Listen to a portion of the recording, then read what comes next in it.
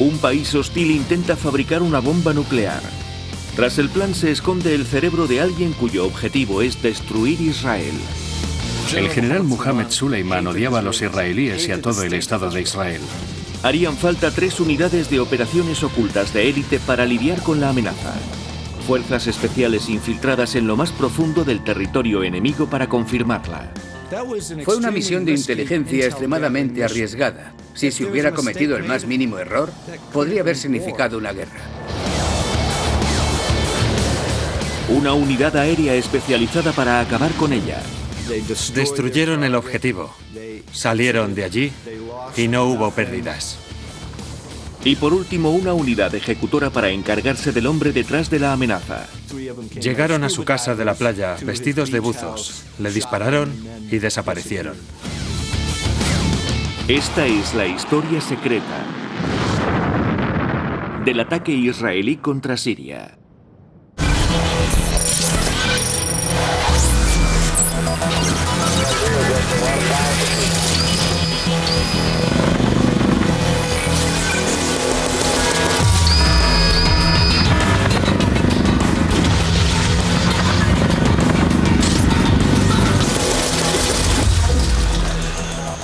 Operaciones ocultas, el ataque contra Siria. 22 de abril de 2004, Ryocheon, Corea del Norte. En el interior del opaco estado comunista, un tren surca una remota ciudad al norte del país. Cuando, de repente,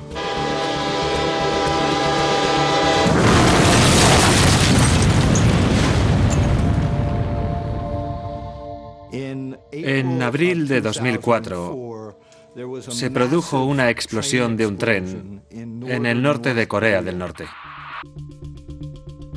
la magnitud de la explosión fue tal que llegó a registrar un índice de 3,6, la intensidad equivalente a un pequeño terremoto. Mató a varios cientos de personas, asoló una ciudad de 10.000 habitantes y causó 2.000 heridos.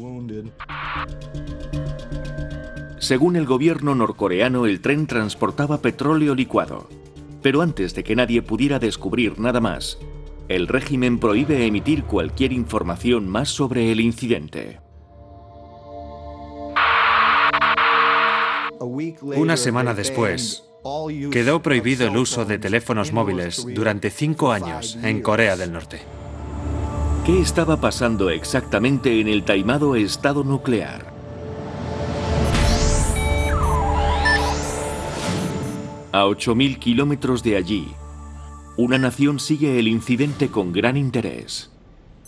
1 de mayo de 2004, Tel Aviv, Israel.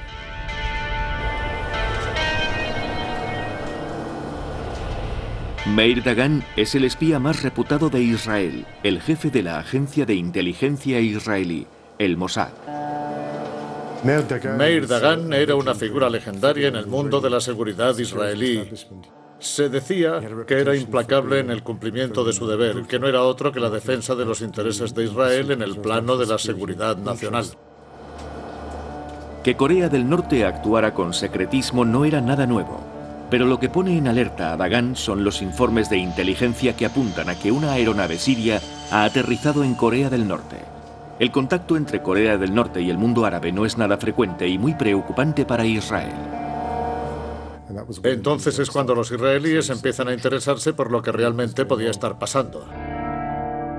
Supuestamente la aeronave transporta ayuda, pero parece más bien estar cargada con los cuerpos de las víctimas del accidente. Y más aún, los cuerpos se transportan en ataúdes forrados de plomo y por hombres ataviados con trajes de protección contra armas químicas. Algo realmente extraño. Entonces Dagan recibe información que confirma que los cuerpos transportados en los ataúdes de plomo no son de norcoreanos, sino de científicos sirios. Había 12 científicos sirios procedentes de un centro llamado algo así como de investigación científica siria. Un centro secreto de adquisición e investigación militar. Esto levanta sospechas sobre una posibilidad aterradora para Dagan. ¿Podía estar Corea del Norte ayudando a Siria a fabricar armas nucleares? Dagan necesita saber más. El asunto se convierte en la prioridad absoluta para el Mossad y será el desencadenante de una de las operaciones ocultas más impresionantes de la historia. Otoño de 2006, Londres. 2 años más tarde. Una mujer entra en el bar de un hotel de Londres. Su llegada no pasa desapercibida por un hombre que ha estado bebiendo solo. El encuentro no es casual. El hombre es un funcionario nuclear de alto rango sirio que viaja a Londres solo. Viene a Londres, se aloja en un hotel de lujo. Tiene una reunión al día siguiente por la mañana, pero dispone de la noche libre. Le parece una feliz coincidencia conocer en el bar del hotel a una mujer muy simpática. Pero lo que él no sabe es que está siendo vigilado. El Mossad ha recibido aviso de su llegada cuando se registró en el hotel con un nombre falso. Los israelíes dispusieron varios equipos de vigilancia para controlarlo. Ajeno a la vigilancia, el sirio sigue coqueteando con la mujer. Pide una copa tras otra, seguro de tener el plan perfecto para pasar una noche de lo más agradable. Lo que no sabe es que la mujer no es quien parece. No sabe que la mujer es miembro del Mossad y que su misión es distraerle mientras el resto del equipo entra en su habitación del hotel.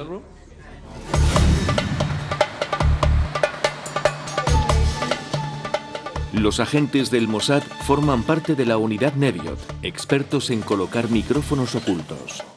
Un equipo especializado en entrar en habitaciones de hotel.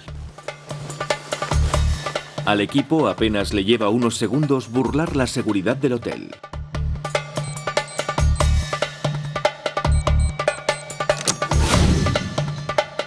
Una vez dentro, descubren su buena fortuna. El funcionario sirio ha dejado el portátil a la vista y sin protección. Se ponen manos a la obra. El Mossad entró, descubrió el portátil e hizo una copia del disco duro. Los agentes transfieren inmediatamente todo el contenido del disco duro del ordenador al cuartel general del Mossad en Tel Aviv. Recopilan toda la información del ordenador e instalan dispositivos en la máquina para controlar toda la actividad que se registre en ella.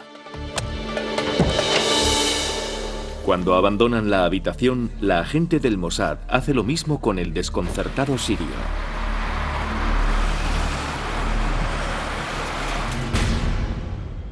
Cuartel General del Mossad, Tel Aviv.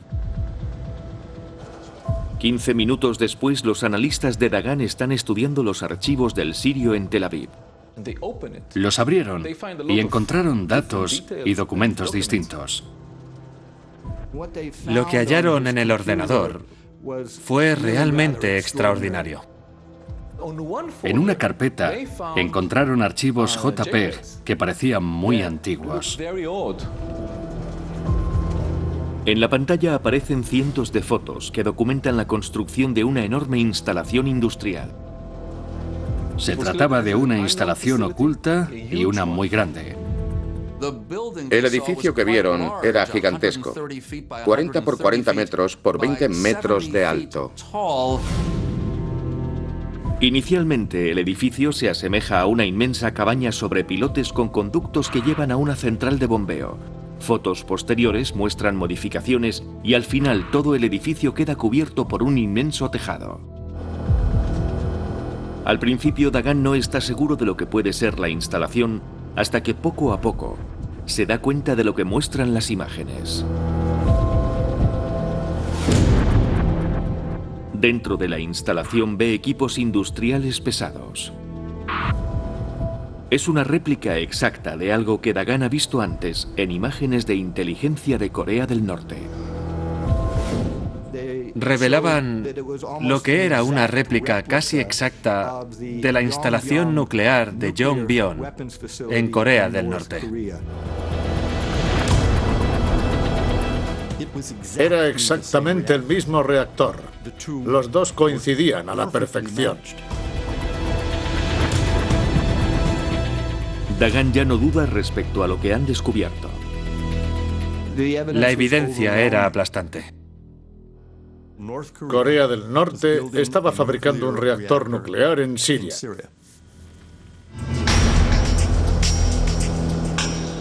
Más pruebas extraídas del portátil lo confirman. Hay planos y fotos de la planta eléctrica nuclear. Los israelíes descubren incluso fotos de expertos nucleares sirios y norcoreanos juntos. Es el peor escenario que puede imaginarse Israel. Una potencia nuclear enemiga a las puertas de su casa. Un reactor nuclear que solo podía utilizarse con propósitos militares. Quien fuera que lo estuviera construyendo solo podía tener un objetivo: fabricar una bomba nuclear.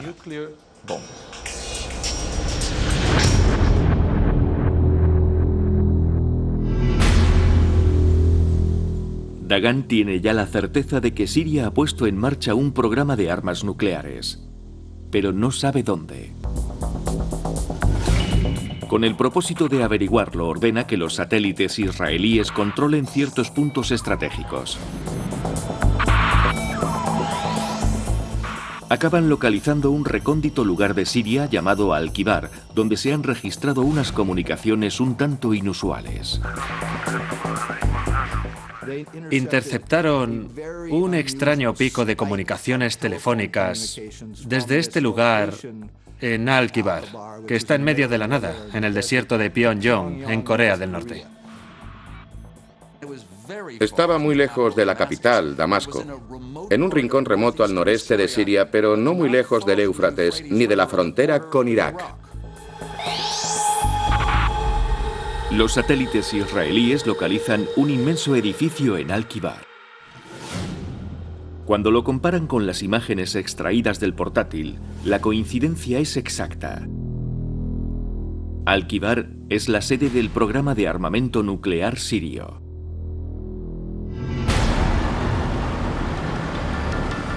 Armado con la inteligencia de la instalación siria, Dagan acude al primer ministro israelí, Ehud Olmert.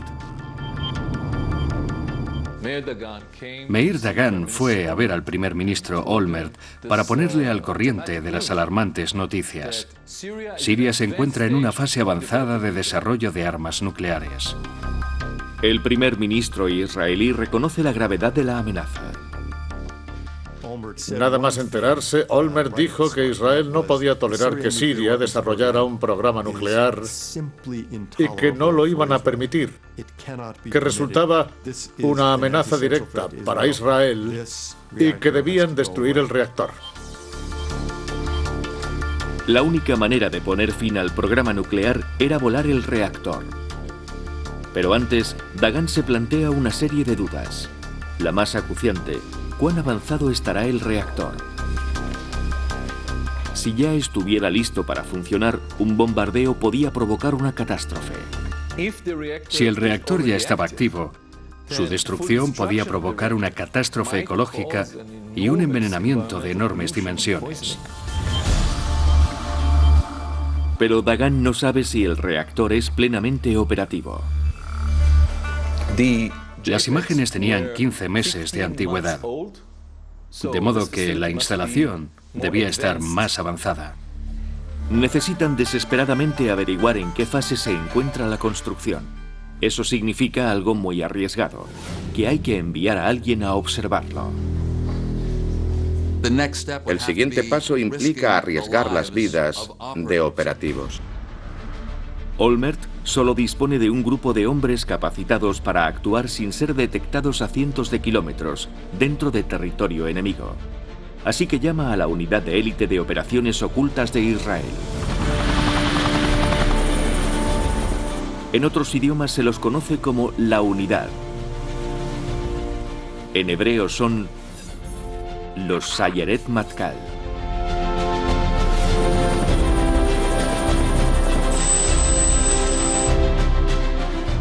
Los Sayeret Matkal son el comando de élite del ejército israelí.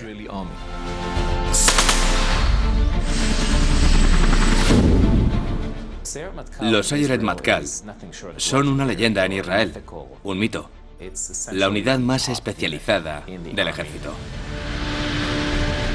Están dedicados a las operaciones especiales, consideradas fuera del alcance de las tropas regulares. Es una unidad formada al estilo de los SAS británicos o los SEALs, una unidad tipo Delta Force. Son la unidad mejor entrenada del mundo.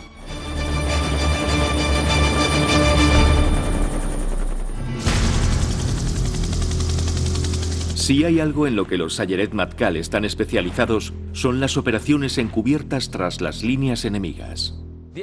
Los Sayeret Matkal son expertos en infiltrarse en países enemigos, en operaciones encubiertas de recopilación de inteligencia. Han actuado en Jordania, en el Líbano, han cumplido sus misiones y han salido de esos países sin ser detectados. Agosto de 2007, localización desconocida, Israel. Aunque nunca se ha admitido oficialmente, parece que una nublada noche de verano, los comandos seleccionados se prepararon para abordar su misión. Se internaron en las líneas enemigas con el propósito de confirmar la existencia de un programa de desarrollo de armas nucleares en Siria.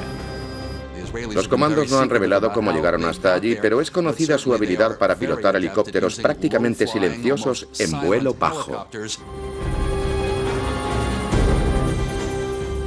Se da por supuesto que utilizaron dos helicópteros Sikorsky CH-53 Sea Stallion para volar a poca altitud y cruzar la frontera hasta Siria. En este tipo de misiones, los pilotos deben enfrentarse al terreno con gafas de visión nocturna. Como precaución adicional, algunos de ellos iban vestidos de soldados sirios. Los comandos fueron trasladados hasta una distancia de seguridad de la instalación.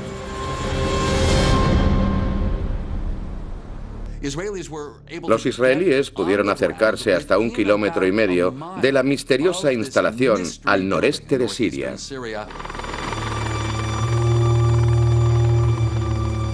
Los comandos se ponen en marcha conscientes en todo momento de que, pase lo que pase, deben pasar inadvertidos para las autoridades sirias.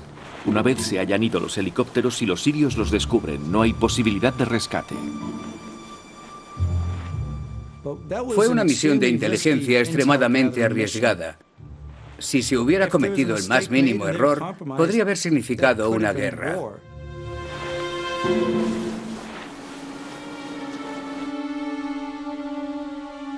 Los Sayeret Matkal se aproximan hasta estar a unos metros de la instalación de Al-Kibar. E inmediatamente da comienzo la recopilación de información. Cumplieron su misión de recopilación de datos sobre el terreno, a muy poca distancia, algo realmente arriesgado. Los comandos israelíes llegaron allí y sacaron fotos de la instalación. Hicieron fotos y tomaron muestras del suelo. Recoger muestras del suelo y del agua de las inmediaciones de la instalación es el aspecto fundamental de la misión. Solo así, Israel puede corroborar si el reactor está operativo. Si el reactor estaba activo, entonces una pequeña cantidad, no letal, pero una cantidad pequeñísima de sustancia radiactiva podría ser detectada en el agua. Una vez completada la operación de inteligencia, los comandos borran sus rastros y se preparan para huir. Pero entonces...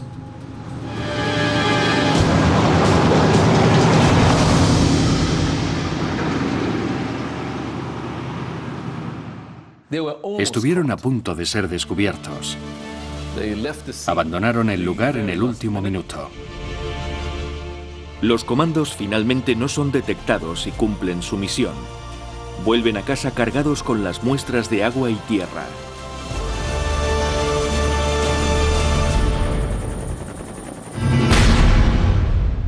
Tel Aviv. En un laboratorio estatal de Tel Aviv se examinan las muestras para detectar restos de contaminación nuclear. Se hace entrega de los resultados del minucioso análisis a Olmert y a Dagan. Las muestras de agua y tierra recogidas por los comandos Sayeret Matkal contienen rastros de contaminación nuclear, pero por suerte no en concentraciones que indicarían la plena operatividad del reactor. Las pruebas demuestran que aún está inactivo. Son noticias muy relevantes. Significa que Olmert puede disponer la destrucción del reactor.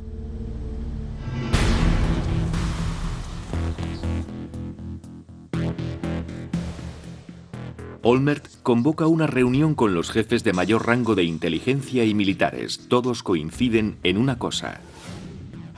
Como fuera que se hubiera iniciado el reactor y donde quiera que se hubiera iniciado, su final estaba claro, era intolerable, no iban a permitirlo y había que destruirlo.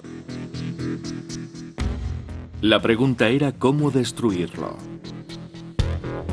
La primera opción era enviar de nuevo a los Sayeret Matkal.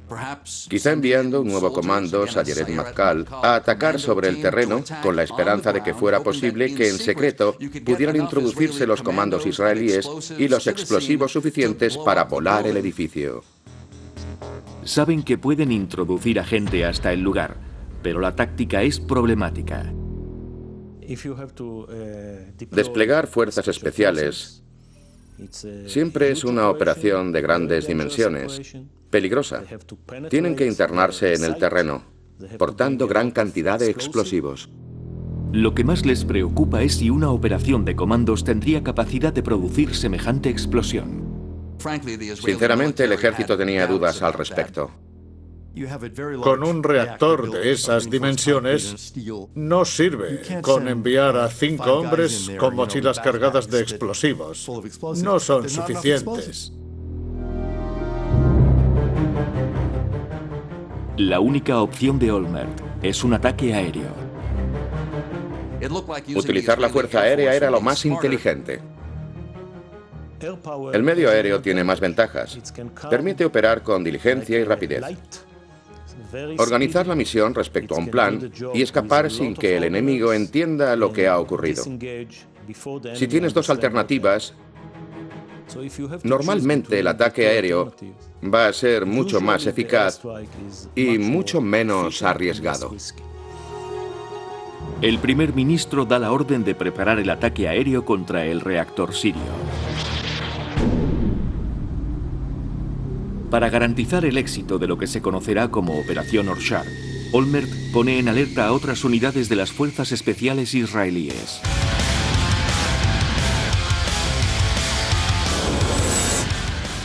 El Escuadrón 69, conocido como Hapatishim, el Escuadrón Hammers. No hay escuadrón mejor preparado para una misión de destrucción de un programa nuclear enemigo.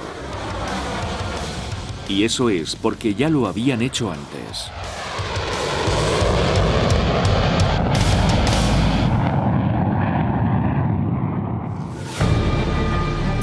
...7 de junio de 1981.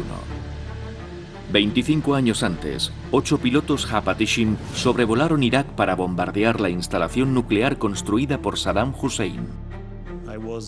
Yo era un piloto de combate, subcomandante del escuadrón que recibió la orden de destruir el reactor nuclear. Burlando a las defensas aéreas iraquíes, volaron la instalación en un ataque de precisión quirúrgica. Toda la operación, desde el despegue hasta el ataque, duró 1 hora, 43 minutos y 30 segundos. Pero un cuarto de siglo después, el ataque sobre Siria se prevé mucho más difícil. La Fuerza Aérea Israelí afirma que por fácil que lo hicieran parecer, nunca lo fue.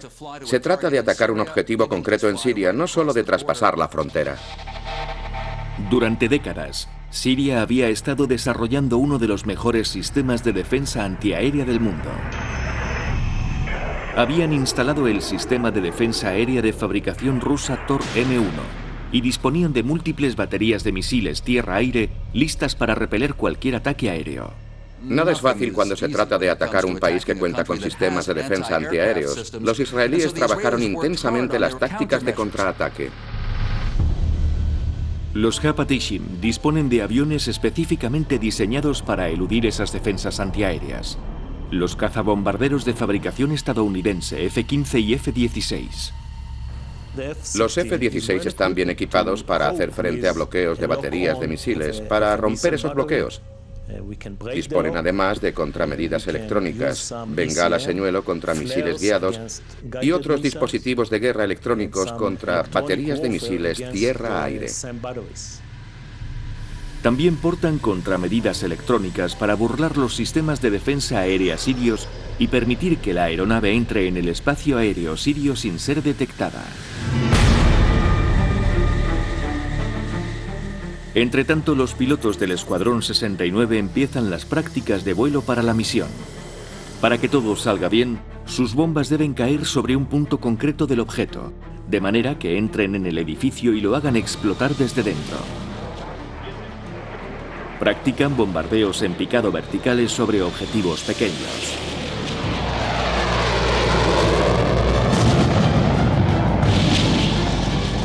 Pero no es solo una práctica.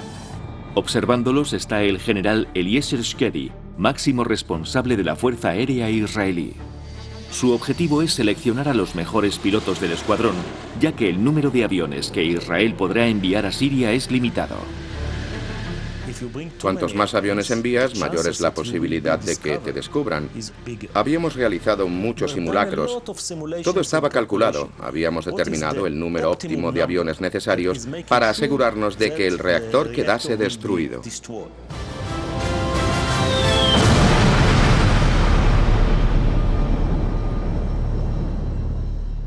Solo faltaba por determinar la fecha para la operación Orshar.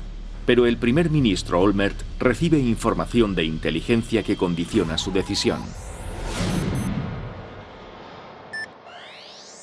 El Mossad ha detectado actividad en la costa siria. Estaban llegando barcos norcoreanos al puerto de Tartus, en Siria. Barcos que transportan los materiales necesarios para que los sirios pongan definitivamente en funcionamiento el reactor de Al-Kibar. Olmert debe actuar inmediatamente. 5 de septiembre de 2007, base aérea de Ramat David. A las 23:59 horas exactamente, 10 pilotos del Escuadrón 69 reciben la orden de despegar. Ni siquiera en ese momento conocen cuál será su objetivo. 2 equipos de aviones despegaron aquella medianoche de principios de septiembre. Los F-16 y los F-15 despegan con 20 segundos de diferencia, armados con 65 bombas AGM de 225 kilos. Ponen rumbo al mar a casi 1000 kilómetros por hora, siguiendo una ruta diseñada para no ser detectados por las defensas antiaéreas sirias. El mapa que trazaron los israelíes llevaba a los aviones hacia el oeste para sobrevolar el Mediterráneo, y de ahí hacia el norte y después hacia el este por el espacio aéreo de Turquía.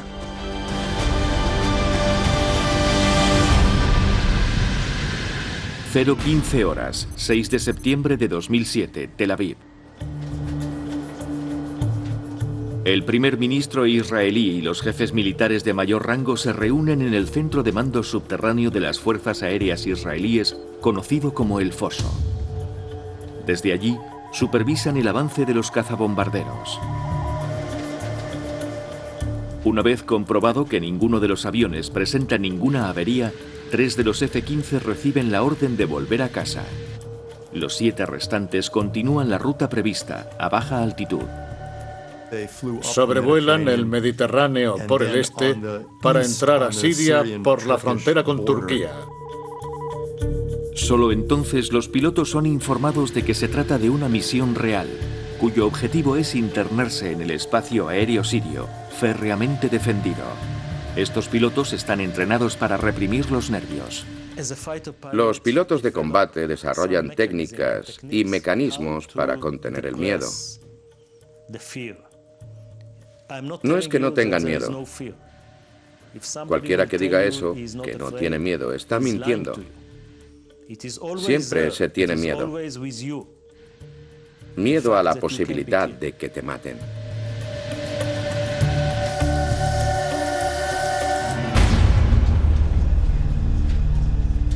Los aviones se aproximan al espacio aéreo sirio. Ahora deben hacer frente a los sistemas de defensa antiaéreos sirios.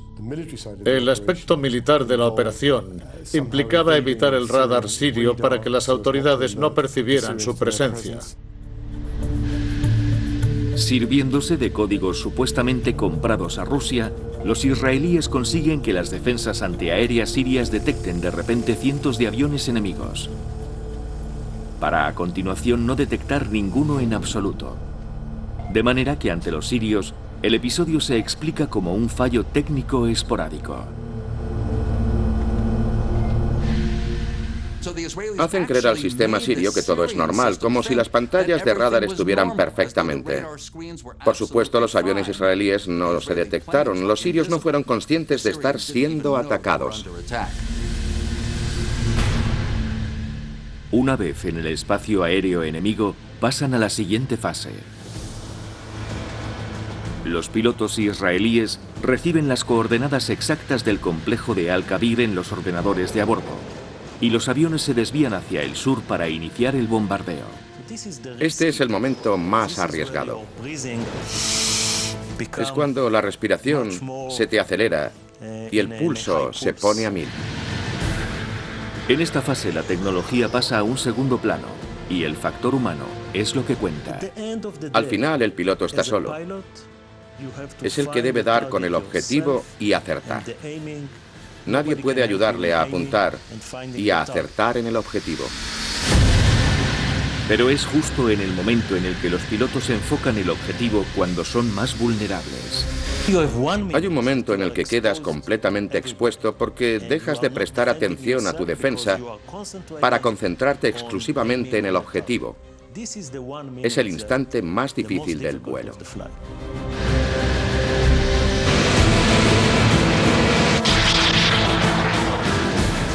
Nada más iniciar el bombardeo, los pilotos detectan de repente cohetes antiaéreos.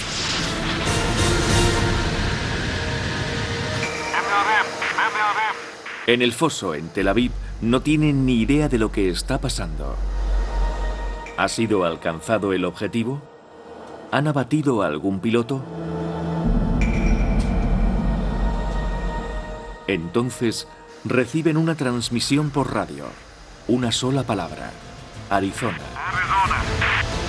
La palabra clave que confirma que las bombas han alcanzado el objetivo.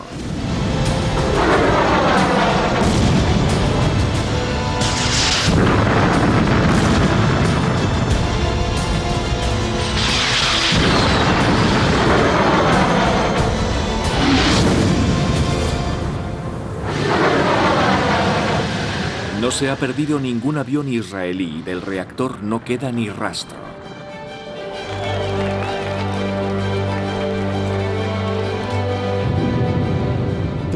Del reactor apenas quedó una ruina humeante. La parte más peligrosa de la misión ha concluido. Una vez liberadas las bombas, el avión es más ligero, tiene más potencia para maniobrar y cuando vuelves a volar a baja altura, empiezas a relajarte. Los pilotos salen del espacio aéreo sirio a toda velocidad. La misión ha sido un éxito. Destruyeron el objetivo y salieron de allí sin registrar ninguna pérdida. Olmert se pone inmediatamente en contacto con la Casa Blanca para comunicarle al presidente Bush que algo que nunca existió había dejado de existir.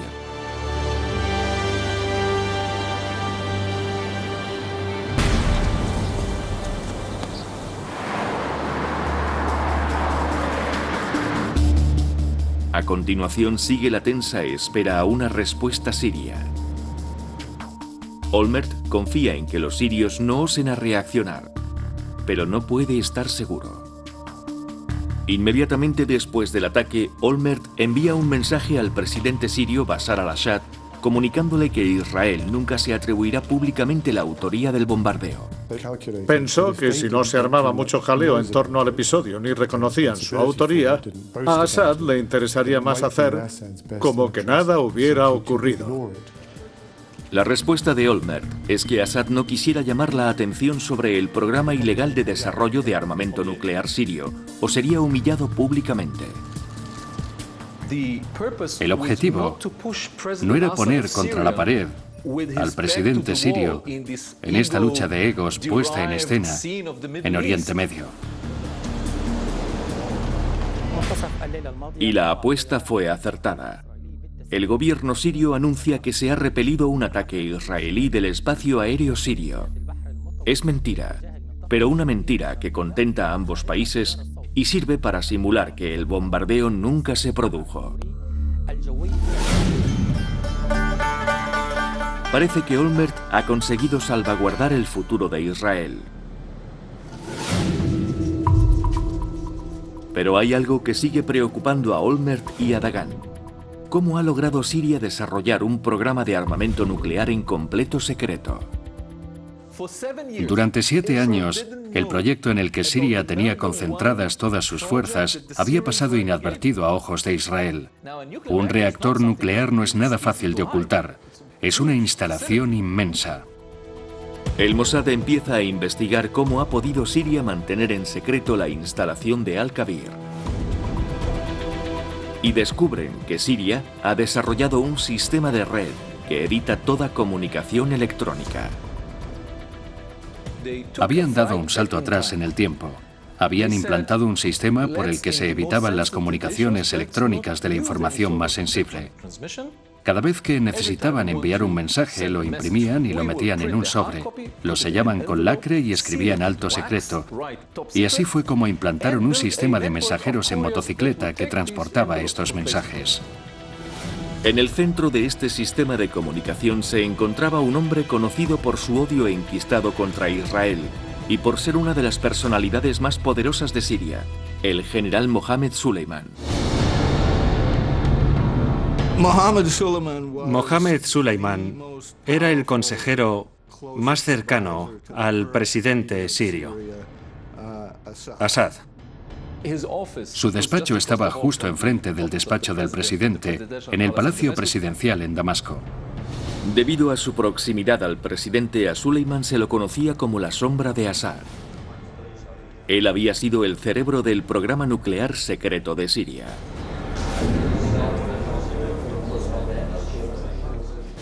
Suleiman fue el auténtico artífice de la compartimentación del gobierno sirio que había permitido llevar a cabo el proyecto nuclear sin que nadie hubiera tenido noticias de él durante años. Pero el Mossad hizo descubrimientos aún más preocupantes. La inteligencia confirmaba que Suleiman no había recibido el mensaje. Tras la destrucción de la planta nuclear, los israelíes recibieron informaciones que apuntaban a que los sirios estaban aunando de nuevo esfuerzos para construir otra planta nuclear. Debían empezar desde cero, pero con Suleiman a la cabeza, parecía que el programa nuclear sirio podía ponerse en marcha de nuevo en poco tiempo. Técnicamente, cuando se destruye un reactor nuclear, es posible volver a levantarlo si los países interesados disponen de los recursos, el dinero y la determinación suficientes. Se empieza de cero y en 5 años la bomba puede estar lista. Los israelíes concluyen que mientras Suleiman esté al cargo, la amenaza seguirá existiendo. Él y su talento administrativo y organizativo siguen siendo una amenaza, así que ¿qué hacer? Para Israel parece no quedar otra alternativa. Hay que eliminarlo.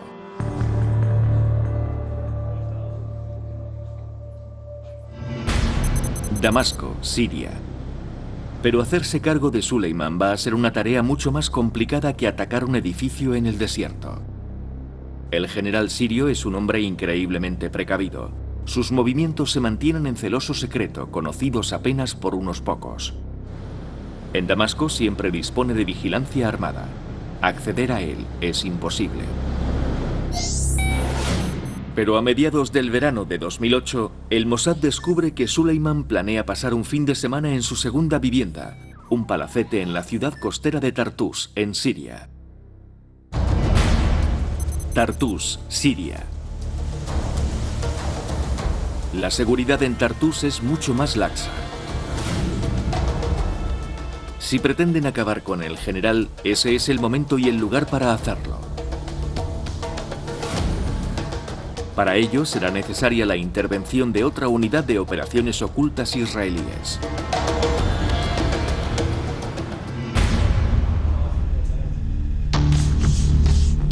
Este grupo es conocido como el Kidón. Kidón significa bayoneta. Es famosa su reputación de asesinos, pero también su habilidad para entrar y salir a hurtadillas de cualquier país. Incluso entre sus enemigos, son respetados por su talento y su formación en operaciones sobre el terreno. Los Kidón son el cuerpo de élite más reservado de Israel. Ningún gobierno israelí ha revelado nunca más que algunos detalles sobre sus misiones.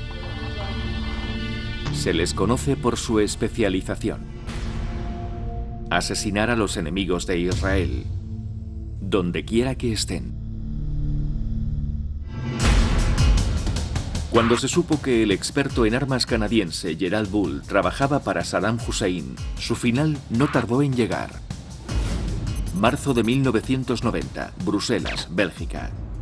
Se asumió que había sido un trabajo del Kidón.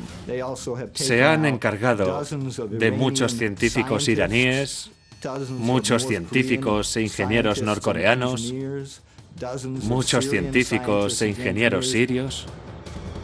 No hay ninguna unidad en Israel mejor preparada para llevar a cabo ejecuciones en el extranjero que los Kidón. Es la unidad a la que muchos atribuyen la planificación del asesinato del general Mohammed Suleiman.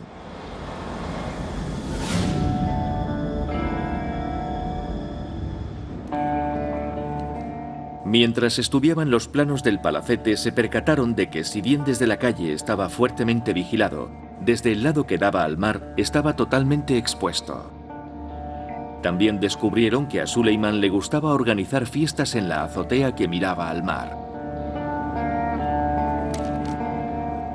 Inicialmente consideran llegar con una embarcación cerca de la orilla para que un francotirador pueda alcanzar a Suleiman desde el barco, pero este plan se descartó. Solo disponían de una oportunidad, y un disparo desde un barco en movimiento era demasiado arriesgado. Cuanto más lejos esté el francotirador, menos posibilidades de acertar en la cabeza. Disparar desde un barco a una persona en tierra es una misión muy complicada. La única alternativa es hacerlo desde tierra firme.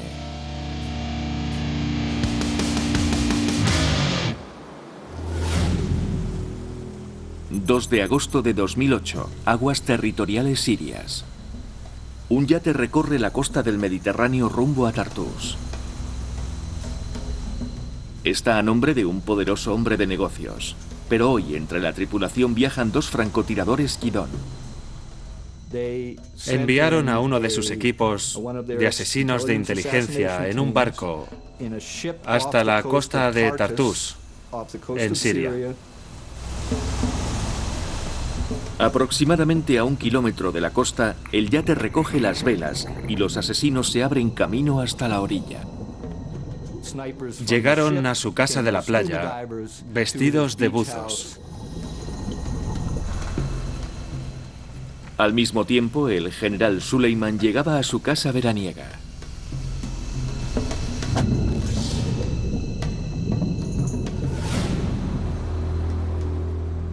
Al caer el sol, los francotiradores salen del agua. Observan a los invitados conversando en la terraza. Saben que sus oscuras figuras son invisibles para cualquiera desde arriba, pero aún no han divisado a Suleiman.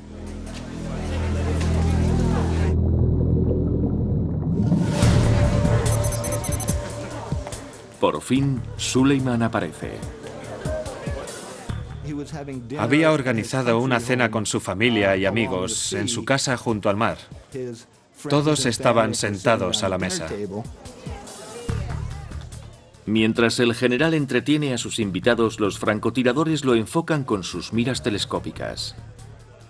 Están preparados para disparar. Pero entonces su objetivo se oscurece. Ha cambiado de posición.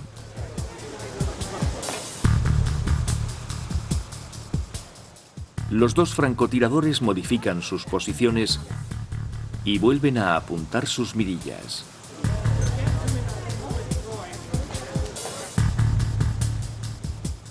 Llevan dispositivos de audio por los que oyen una cuenta atrás electrónica, lo cual asegurará simultaneidad en los disparos.